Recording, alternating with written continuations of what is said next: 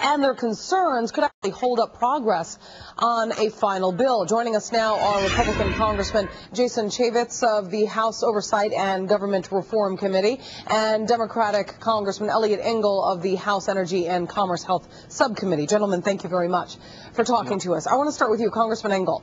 Even without a filibuster-proof majority in the Senate, it seems that the same group of centrist, conservative Democrats may be actually holding back the final language here. So what is it going to take? What is it going to take to make health care reform a reality, and more importantly, one that Americans can live with and that Americans are satisfied with?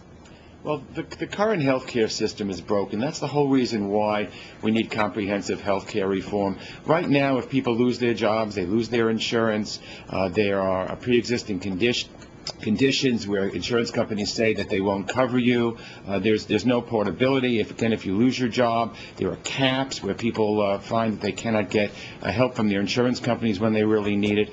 So we need health care reform. Of course, the devil is in the details. We have to iron it out. There's a House version, which I supported and think does the best job. There's the Senate version.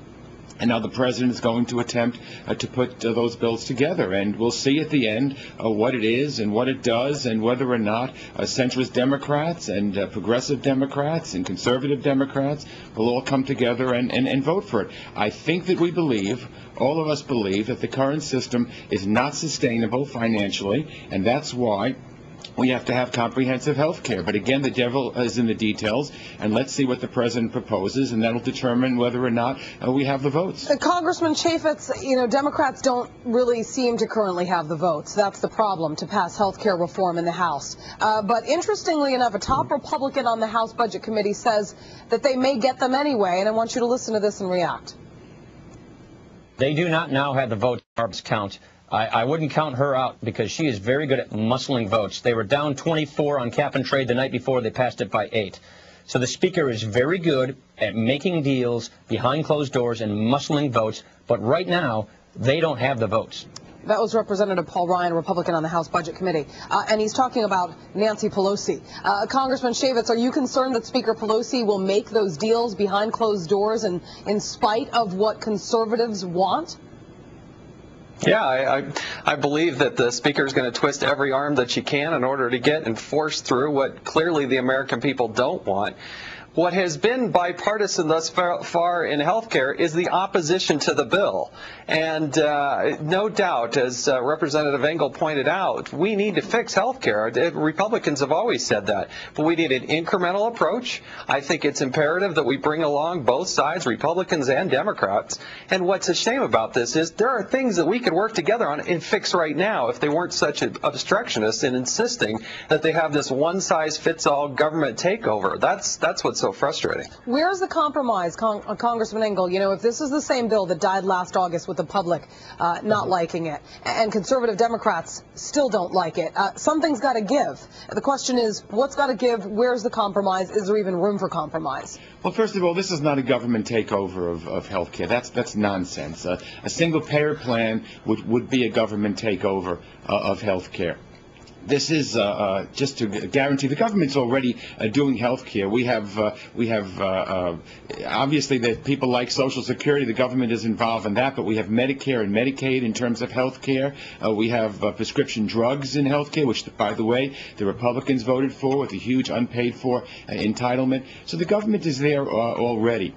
We're going to sit down, obviously, and this is done over time. The Speaker, when the Republicans were in control, twisted arms. This is what legislative leaders do. You try to put together a coalition, a majority of the Congress, certainly in the Democratic Party, wants comprehensive health care. I really wonder if the Republicans want comprehensive health care. There's been so many misperceptions and distortions about this bill. I believe that when they say let's do it incrementally or let's scrap the bill and start again, they really want to scrap the idea of comprehensive health care reform, and they can't say they want to do it, so they say, well, we want to go slower. But I don't see that the Republicans really want comprehensive health care reform. Congressman Chaffetz, do you want comprehensive health care? And more importantly, don't Americans want affordable health care? Originally, this bill was supposed to save money. What do Republicans see it costing Americans now?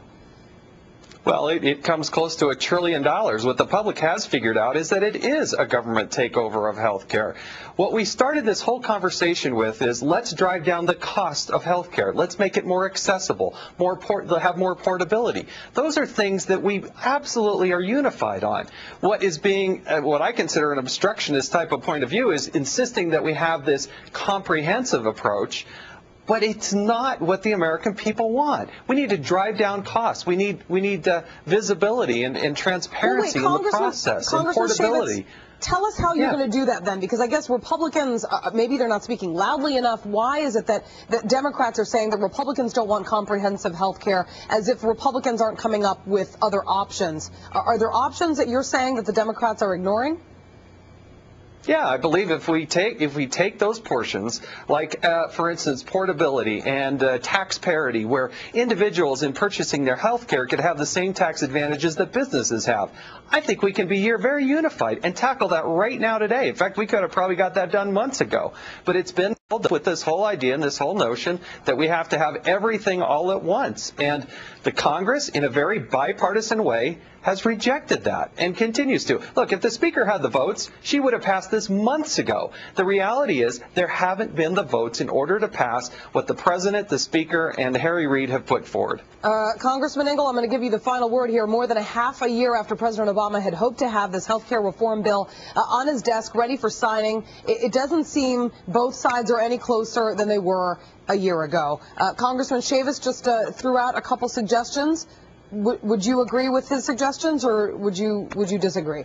Well, I think those suggestions are good, but the question would be, when Republicans controlled the White House and both houses of Congress for 6 years, they never made any progress on health care reform. So it's easy to say now, oh, well, we want to do these in incremental pieces because they just want to bring down what the Democrats are trying to do. The bottom line is this. There are 45 million Americans that don't have health care coverage, and that will grow to 60, 70, and 80 if we sit back and do nothing, because the current system is not sustainable. That's why we need it to be comprehensive. That's why a piecemeal approach doesn't work, because more and more people that have insurance today are going to find themselves without insurance. Their employers are going to drop them. Insurance is doubling and tripling in New York and California. It's going up 30 and 40 and 50%. This current bill doesn't drive down costs. It drives them up. It does not. It drives down costs. No, it does not. It does not. It does not drive down costs. You cannot make an argument that it drives down costs. The CBO, the Congressional Budget Office, has said that this will drive down costs ultimately, and it will ensure that everyone that needs health insurance will have it. They won't lose their insurance if they lose their jobs. It raises taxes. It raises taxes, and it drives up costs. That's the bottom line. People have figured that out. That's because you say it doesn't make it so. That's not the bottom line. The American people need comprehensive health care because they're losing their insurance in droves, and it's becoming too expensive. And if we take the Republican approach, most people will not have health coverage at all. I got to give it to you guys. I mean, I don't know how you guys are ever going to come up with any kind of agreement when you come on for 4 minutes and you can't really seem to agree on anything. So, all right. Well, we could agree on tax parity. Is that something you can agree on, Representative Engel? Yes, I think it probably is. Let's do that. I wish my friend, I'll go over to him on the House floor this week, and we'll put our heads together and we'll see what we can agree on. When you guys find something to agree on, come back and tell me about it. I'd love to hear. All right, I'm getting a hard wrap here, so as much as I'd love to hear you two duke it out for the next hour, I got to move on. Congressman Chaffetz and Engel, thank you very much to you both. Now from health to social. There's a transition. The White House has a new social secretary months after that.